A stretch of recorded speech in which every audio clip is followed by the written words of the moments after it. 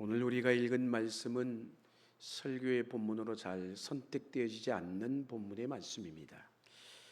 오늘 말씀은 특별히 이사야 선지자가 활동하던 시기에 있었던 사건을 다루어 주고 있습니다.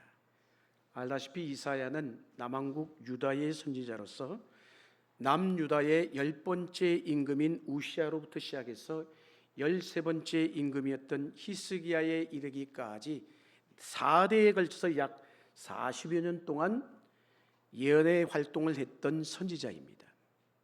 자, 오늘의 이야기는 그 가운데 아하스 임금, 아하스 왕 시대에 일어났던 한 사건을 우리에게 소개해 주고 있습니다. 즉, 이 사건은 어떤 사건이냐? 아람 왕 르신과 북이스라엘이 함께 동맹을 맺어서 남왕국 유다의 수도인 예루살렘을 공격했던 사건입니다. 자, 오늘 본문은 그 전체적인 사건의 개요를 한 문장으로 우리에게 말씀해 주고 있죠. 7장 1절의 말씀 우리 같이 한번 읽겠습니다. 시작.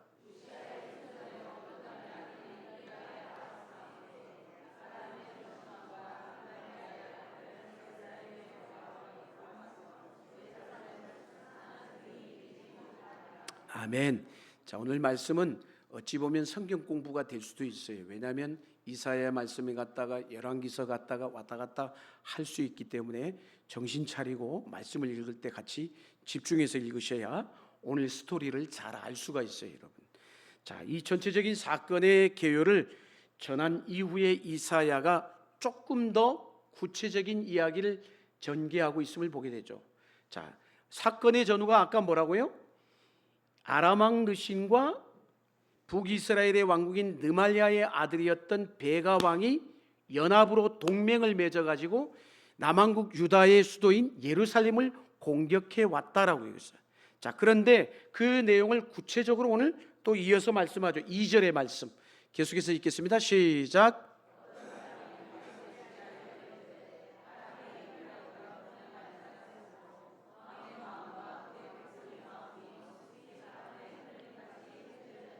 아멘. 아람과 에브라임이 동맹을 맺었다는 이야기. 여기서 에브라임은 곧 뭐예요?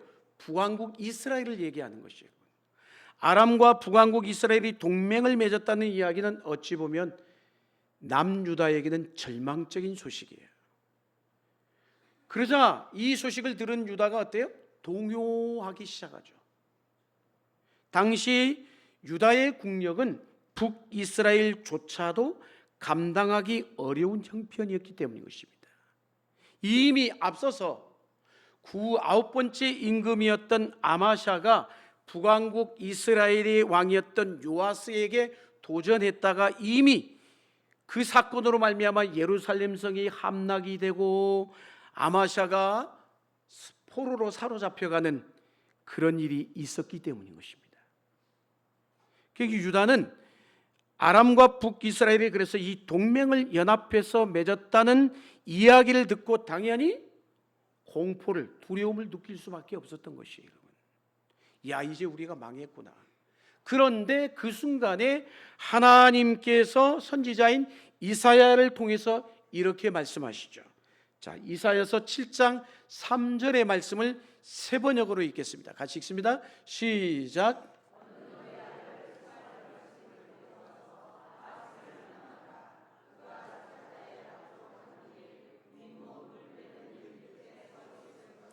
아멘. 자, 하나님께서 이사야에게 아하스 왕에게 전할 말씀을 그리고서 다시 전해주는 거예요. 자, 보세요. 가서 전하거라. 윗못 물배는 길 끝에 그가 서 있을 것이다. 그래서 아하스 왕에게 뭐라고 소식을 전할까요? 이어지는 4절에서 7절의 말씀 같이 읽겠습니다. 시작.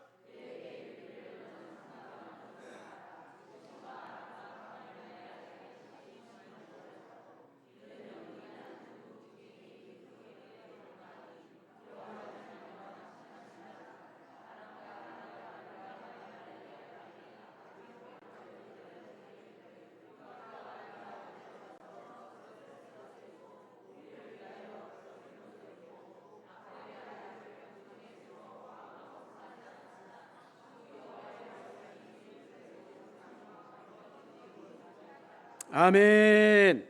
긴 말씀입니다만 이 말씀을 한마디로 정리하면 아람 왕 느신과 이스라엘 왕 베가가 연합해서 동맹해서 쳐들어오고 있지만 그럼에도 불구하고 뭐하라?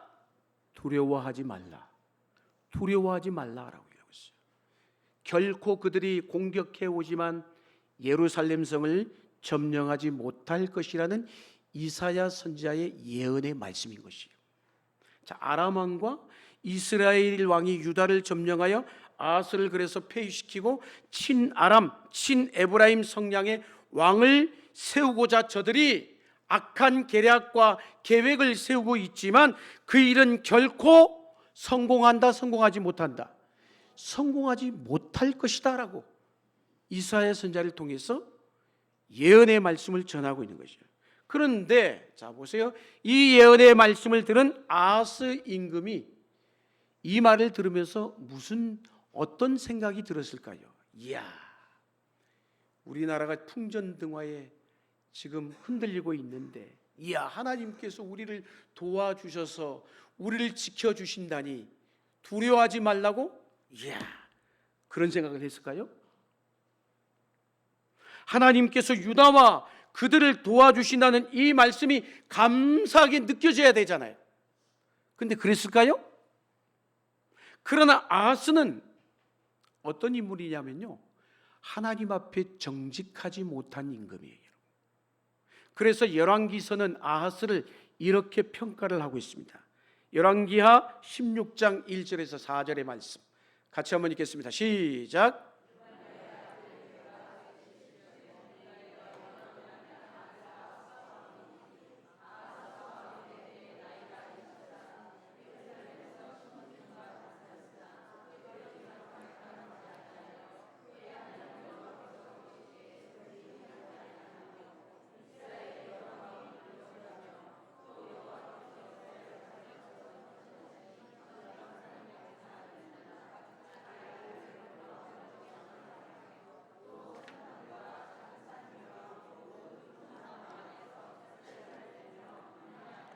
아멘.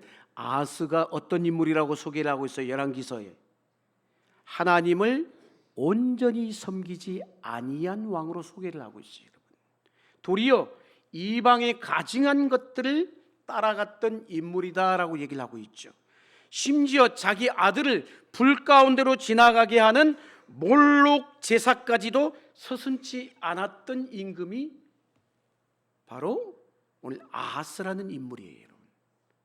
그래서 산당들을 그대로 둬가지고 백성들이 다른 신을 섬기도록 방치했던 사람인 것입니다. 하나님 보시기에 좋았을까요? 하나님 보시기에 결코 좋을 수 없는 왕이었단 말이에요. 한마디로 하나님 앞에서 악한 왕이었습니다.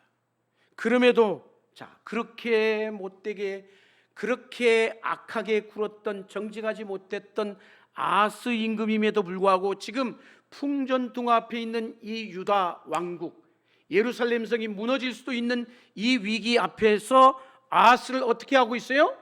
내가 너 지켜줄게, 구해줄게, 도와주겠어, 이렇게 말씀하고 있는 거예요, 여러분. 못된 임금인데도 불구하고 아하스로서는 어때요? 얼마나 감사한 일이에요. 야, 내가 그렇게 하나님을 기쁘시게 해드리지 못했던 인물인데 하나님이 세상에 나를 도와줘 이 위기에서 건져주시겠다고? 죄인임에도 불구하고 지금 한마디로 뭐라는 거예요? 자기 편이 되어주겠다라고 하나님이 약속해 주고 계신 것이에요, 여러분. 야, 하나님이 나를 돕다니, 이거 은혜 아니고 뭐겠어요? 큰 은혜인 것이죠, 여러분. 하나님께서는 이렇게 아하스를 구해 주시겠다라고 약속하고 있는 것입니다. 그리고는 이사야를 통해서 다음과 같은 말씀을 이어가십니다. 본문 10절 11절 말씀 같이 한번 읽겠습니다. 시작.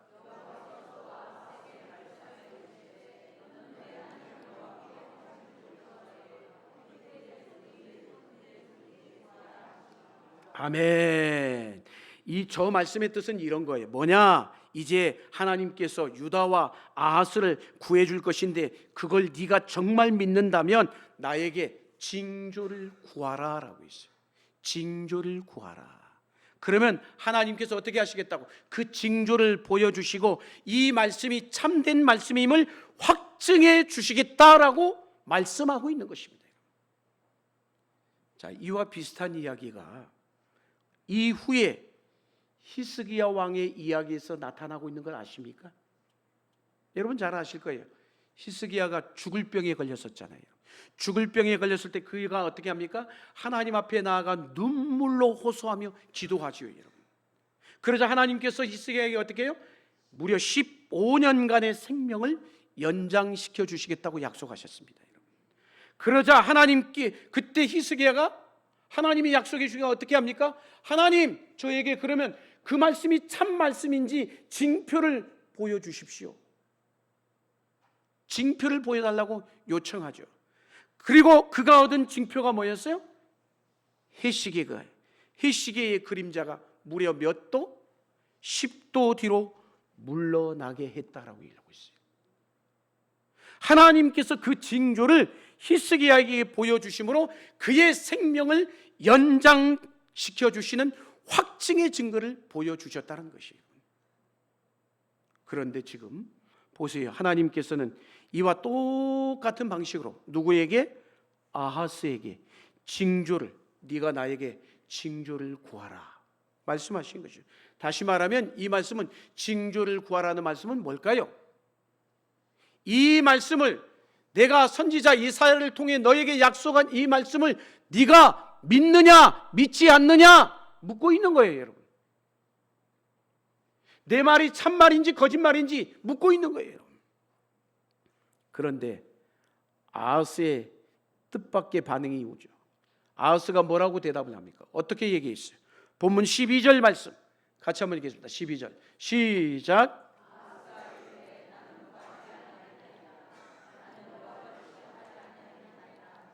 아멘. 여러분, 저 대답이 어떤 대답인 것 같아요? 여러분 보시기에 아주 좋은 대답인 것 같아요. 긍정적인 대답인 것 같죠? 아하스가 갑자기 그냥 믿음이 생겨서 하나님 감사합니다. 나는 이것만으로도 족하오니 나는 하나님 앞에 뭐 그런 징조 같은 것 구하지 않겠습니다. 그렇게 말하는 것일까요? 하나님의 말씀을 믿으니 징조를 구할 필요가 없다라는 전적인 아하스의 믿음의 고백일까요? 언뜻 보면 그럴 것 같이 보여요. 뭐라고? 나는 여호와를 뭐하지 않겠나이다? 시험하지 않겠습니다. 이 말은 참으로 놀라운 믿음의 말처럼 들리죠. 그러나 실상은 그렇지 않아요. 아하스가 만약에 이 말씀을 이사야 선지자를 통해서 주신 이 말씀을 그대로 믿었다면 그는 즉시로 히스기야처럼 하나님 앞에 나아갔을 것이에요. 그리고 하나님 앞에 당연히 그 역시도 기도했을 것입니다. 성전에 올라가 하나님 감사합니다. 나에게 이런 은혜를 베풀어 주시다니 기쁨의 제사를 드렸을 거예요, 여러분. 그런데 아하스는 그렇게 하지 않았습니다. 그렇다면 아하스가 이후에 어떻게 행동했을까요? 어떻게 행동했을까요? 열왕기서는 그의 행동을 이렇게 우리에게 증거해 주고 있습니다. 열왕기하 16장 7절 8절 말씀 같이 한번 읽겠습니다. 시작.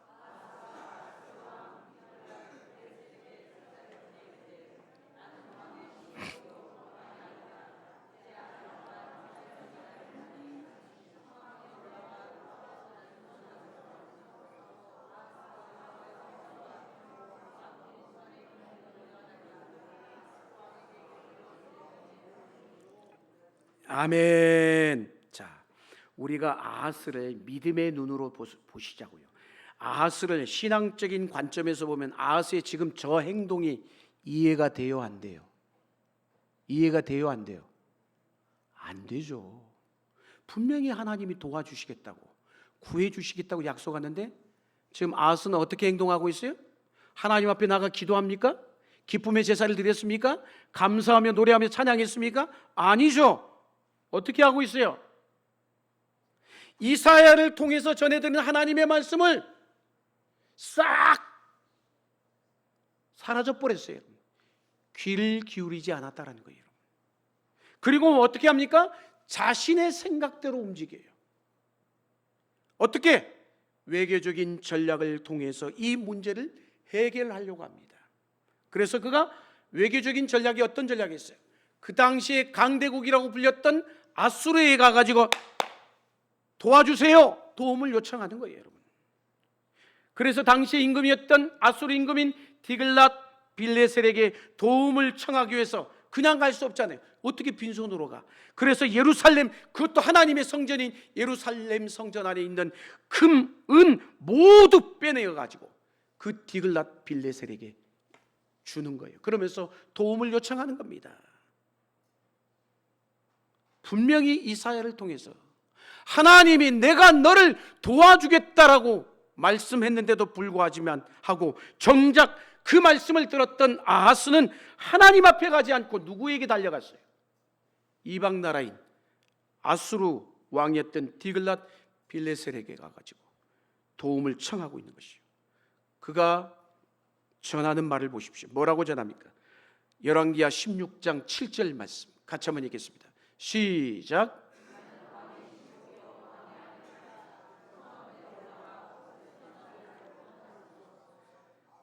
아멘. 이 말은 아하스가 누구에게 해야 되는 말이에요? 저 말은 사실 알고 보면 나는 왕의 신복이요 왕의 아들이라 청하건대 올라와 그 손에서 나를 구원하소서.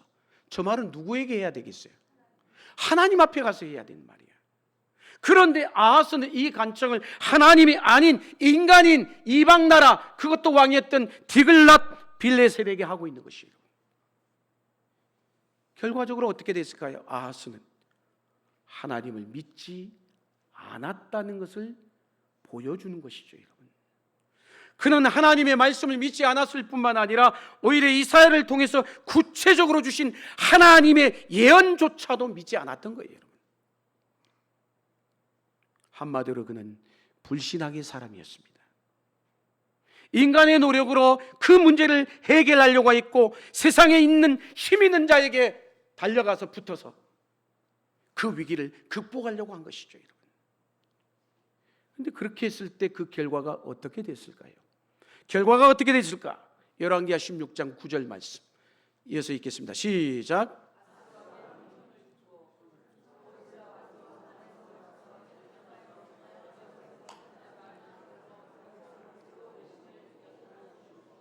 아멘. 자, 하나님을 의지하지 않았어요. 하나님을 의지하지 않고 자신의 생각을 가지고 아하스가 어떻게 해요? 자기의 정치적 판단과 외교적인 전략으로 아하스는 문제를 해결하기 위해서 이방 나라인 아수르 임금에게 가가지고 도와달라고 하자 아수르 임금이 어떻게 했어요? 그 청을 듣고 곧이라고 돼 있어요. 곧바로 올라와서 다메섹을 쳐서 점령하여 그 백성을 사로잡아 어디로? 기르로 옮기고 또 르신을 죽였더라. 성공했어요? 성공하지 않았어요? 어려운 질문했어요? 성공했어요? 성공하지 않았어요? 성공했잖아요. 성공했잖아요, 여러분. 자, 그런데 따라합시다. 성공한 것처럼 보입니다. 성공했지만 성공한 것처럼 보이는 것뿐이에요. 아람 왕 르신은 죽었고 이스라엘 왕 베가 역시도 큰 타격을 입었습니다. 하나님을 의지하지 않았는데도 위기를 극복했다는 거예요, 여러분. 이후에 유다 왕 아하스는 직접 디글랏 빌레셀을 찾아갑니다. 그리고 다메섹을 방문해서, 다메섹이 어디요? 아람의 수도예요, 수도.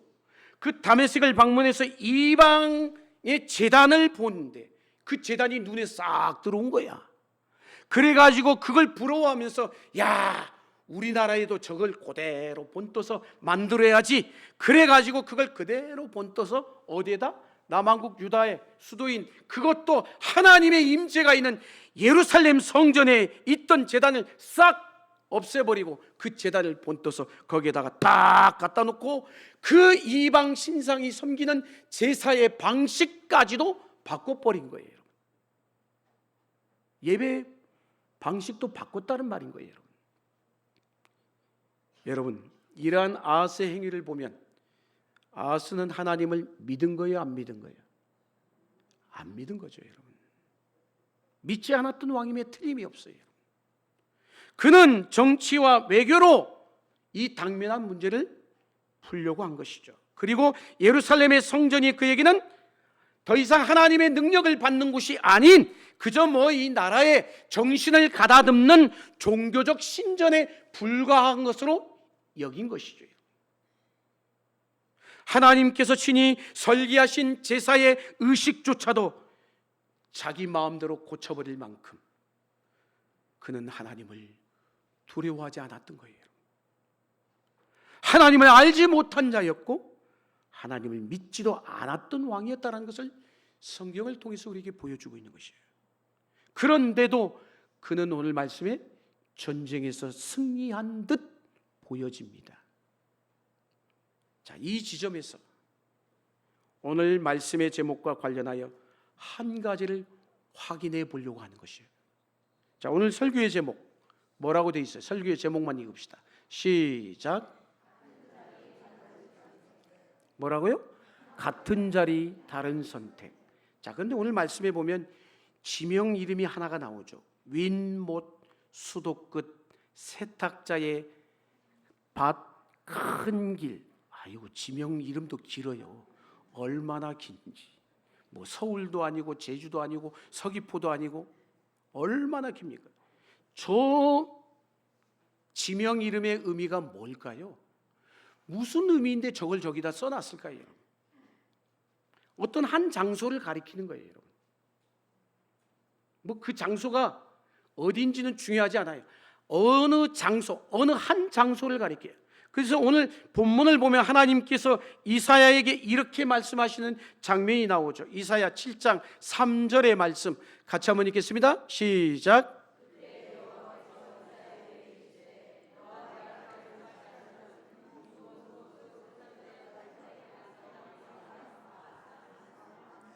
아멘. 자, 3절의 말씀에 저기에 또 똑같은 장소가 나오죠. 뭐라고요?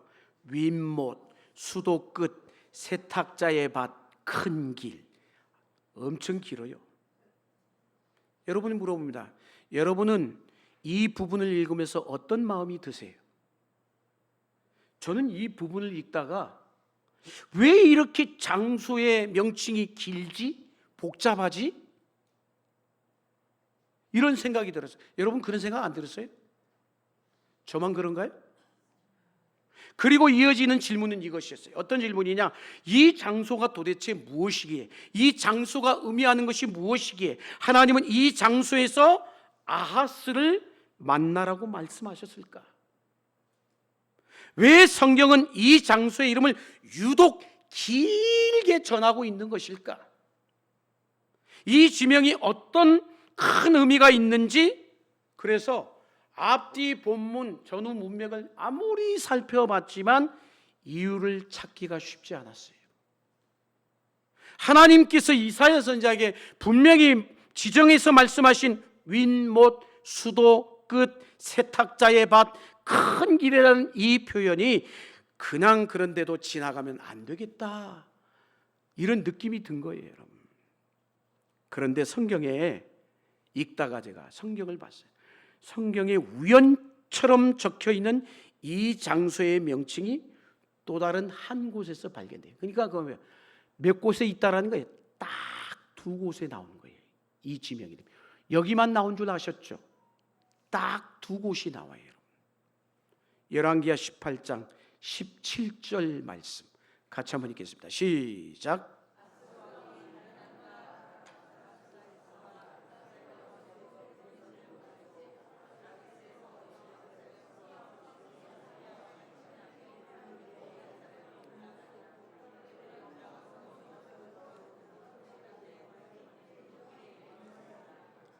아이고, 여기도 읽기가 쉽지 않죠.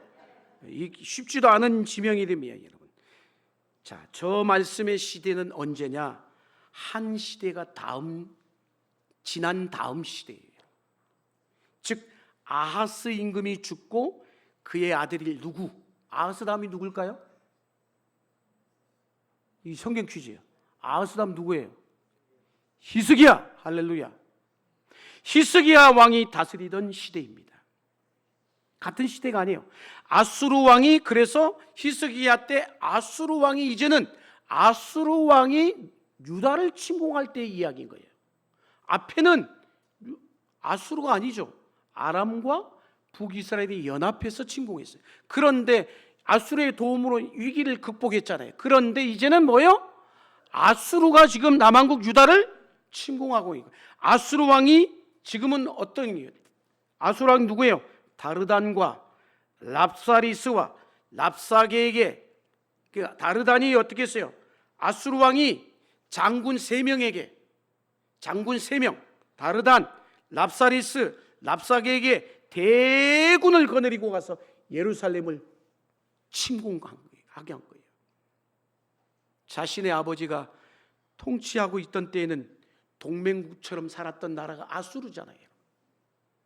아하스는 그래서 아수르에게 충성했고, 아수르는 예루살렘을 지키고 보호해 줬단 말이에요.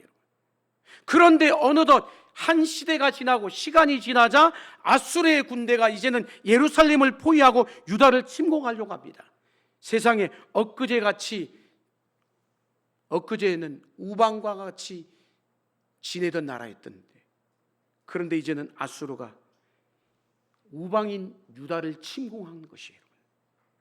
그런데 성경은 이 장면에서 한 장소를 다시 소개하고 있는 것이죠. 뭐라고요? 윗못 수도곁 곧 세탁자의 밭에 있는 큰 길. 참으로 너무나도 하나님의 정밀한 말씀임을 보게 됐어요. 제가 이 지점에서 하나님은 히스기야의 아버지 아하스에게 전했던 말씀을 다시 떠올리게 하는 거예요. 하나님은 아하스에게 어떤 말씀을 전했어요? 아람 왕 르신과 이스라엘 왕 베가의 공격은 결코 성공하지 못해. 그러니 나에게 징조를 구하라. 내가 이 전장에서 승리를 이끌어 주겠다 라고 하는 말씀이었어요. 그리고 나를 믿으면 이 어려움에서 너를 구원하여 주마 약속했단 말이에요. 그런데 이 놀라운 말씀을 어디서 했다고요? 윗못 수도곁 곧 세탁자의 밭에 있는 큰 길에서 한 거예요. 그런데 아하스는 그 자리에서 하나님의 말씀을 믿었어요, 안 믿었어요? 믿지 않았어요. 믿지 않았고 오히려 자기의 생각, 외교적인 정치적인 방법으로 인간적인 선택을 했다는 거예요. 그는 하나님을 신뢰하지 않고 하나님의 방법을 따르지 않았어요. 아수르를 선택하고 아수르의 도움을 청했어요. 그리고 당시에는 그 도움이 위기를 극복하게 했어요. 처음에는 이 판단이 옳은 듯 했습니다. 그렇게 보였을 것이에요.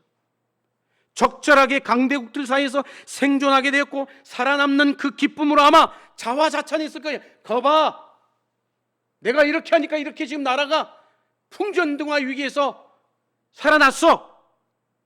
그런데 얼마의 시간이 흘러서 그것도 누구? 자신의 아들인 히스기야 때 와가지고 그의 지략이 어떻게 된 거예요? 얼마 전까지 자기들을 도와줬던 아수르가 이제는 자기들을 침공하는 나라로 바뀐 거예요, 여러분. 이 이야기를 떠올리도록 하나님은 의도적으로 그런 것 같아요. 하나님은 의도적으로 한 장소를 지정하셨어요. 뭐라고요? 윗못 수도곁 곧 세탁자의 밭에 있는 큰 길. 그리고 이사야로 하여금 그 자리에서, 그 장소에서 아하스에게 이 말씀을 전하라 말씀하신 거예요. 그리고 아하스는 그 자리에서 하나님의 말씀을 순종하지 않았고 거꾸로 그의 아들 히스기야는 아버지 아하스가 하나님의 말씀을 들었던 그 똑같은 그 장소에서 적군 아수르의 군사들과 맞닥뜨리게 된 거예요. 이 장소에서 그럴 줄 누가 알았겠어요? 윗못 수도곁 곧 세탁자의 밭에 있는 큰 길 말입니다. 이 이야기를 통해서 우리는 뭘 배울 수 있을까요? 하나님의 말씀을 떠난 우리의 잠깐의 성공이 과연 진정한 성공일 수 있을까요? 하나님 없는 나의 생각, 하나님 없이 내 혼자만의 판단, 그것으로 성공했다라고 여겼던 모든 것들, 그 자리가 혹시 또 다른 패망의 단초가 되고 있지는 않는지, 패전의 실마리가 되는 것은 아닌지, 윗못 수도곁 곧 세탁자의 밭에 있는 큰 길을 우리는 이 아침 말씀을 통해 기억해야 합니다. 할렐루야. 이 장소의 이름을 통해서 우리는 늘 가지고 있던 하나의 신앙적 고민의 답을 얻을 수가 있어요. 성경에 나오는 히스기야 왕은 하나님 앞에 참으로 정직한 왕이었습니다. 하나님께서 귀하게 여긴 왕이었죠. 그래서 성경은 히스기야 왕을 이렇게 소개하고 있습니다. 열왕기하 18장 3절 4절 말씀 이어서 읽겠습니다. 시작.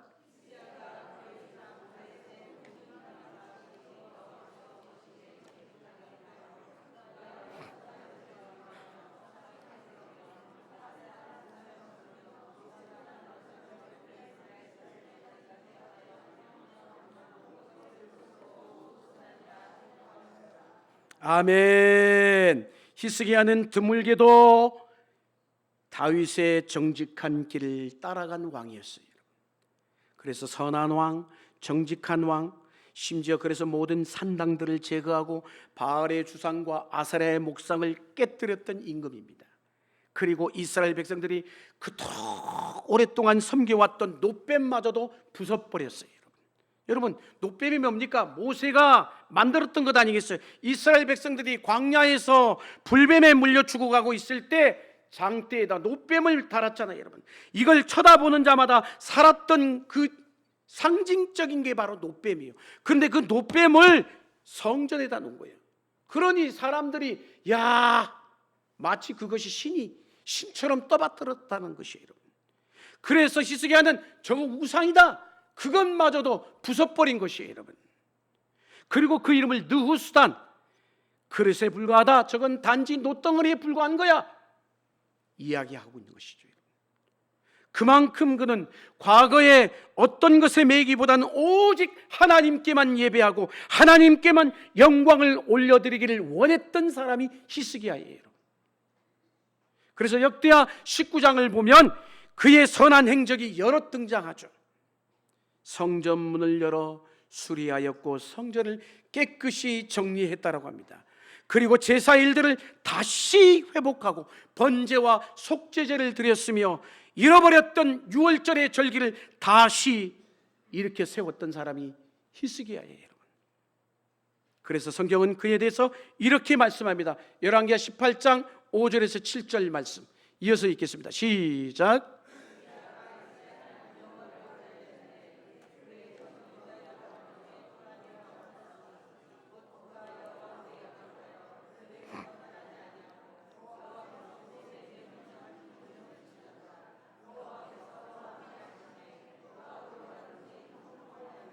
아멘. 이렇게 하나님 앞에서 정직한 왕이었고 하나님께서 어떻게 하셨어요? 그를 형통하게 하셨다라고 성경이 기록하고 있어요. 그런데 그 말씀이 있은 후에 아수르 대군이 예루살렘을 공격해 들어오는 장면이 전개됩니다. 한편으로는 참 이해하기 어렵죠. 하나님께서 내가 이처럼 신실하게 올바르게 믿음 안에서 살고자 하는 이에게 시련을 주고 계시잖아요. 여러분, 우리도 그렇잖아요. 믿음 안에서 살고자 하는데 더 꼬여요. 더 내리막길이야. 더 안 돼. 왜 하나님이 아수르의 침공을 허용하시는 것일까요?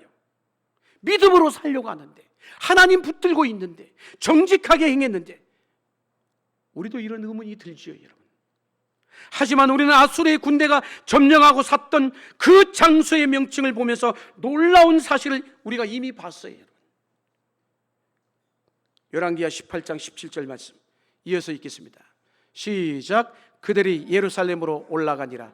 그들이 올라가서 윗못 수도 끝 곧 세탁자의 밭에 있는 큰 길에 이르러 서니라. 아멘.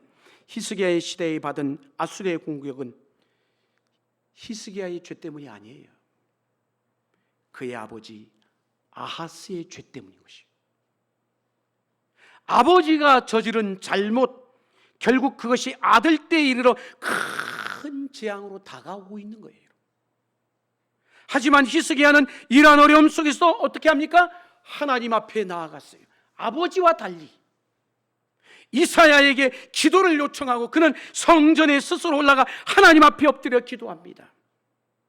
그 기도의 결과로 하나님으로부터 이런 응답을 받지요. 성경 말씀 봅니다.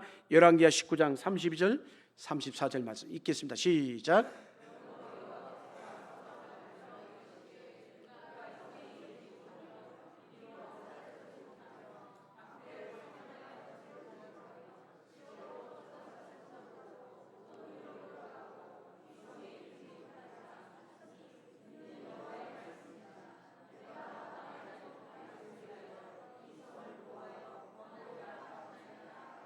아멘. 아버지인 아하스에게서 시작된 일이 히스기야에게까지 이르게 되었고, 히스기야는 그 위기를 무엇으로? 믿음과 기도와 순종으로 넘어가게 되는 거예요. 이것이 이 이야기가 우리에게 보여주는 신앙과 믿음의 비밀인 것입니다. 사랑하는 성도 여러분, 결론의 말씀을 맺습니다. 윗못 수도곁 곧 세탁자의 밭에 있는 큰 길에 두 사람이 서 있어요. 한 사람은 불신앙의 자리에 섰던 아하스이고, 그리고 또 한 사람은 신앙의 자리에 섰던 히스기야입니다. 이 자리에 아하스도 서 있고 히스기야도 서 있습니다. 하지만 그 둘의 방향은 완전히 달랐어요. 사랑하는 여러분, 이 아침에 묻습니다. 여러분 어디에 서 있습니까? 어느 자리에 서 계신지요? 그리고 그 자리에서 우리는 뭘 결단하고 있습니까? 하나님을 의지하는 자리입니까? 그 자리는 아니면 나의 지혜와 나의 힘을 선택하는 자리인지요? 윗못 수도곁 곧 세탁자의 밭에 있는 큰 길, 그 길에서 하나님의 지혜를 구하고 얻는 저와 여러분이 되어줄 수 있기를 주의 이름으로 간절히 축원합니다. 기도하시겠습니다.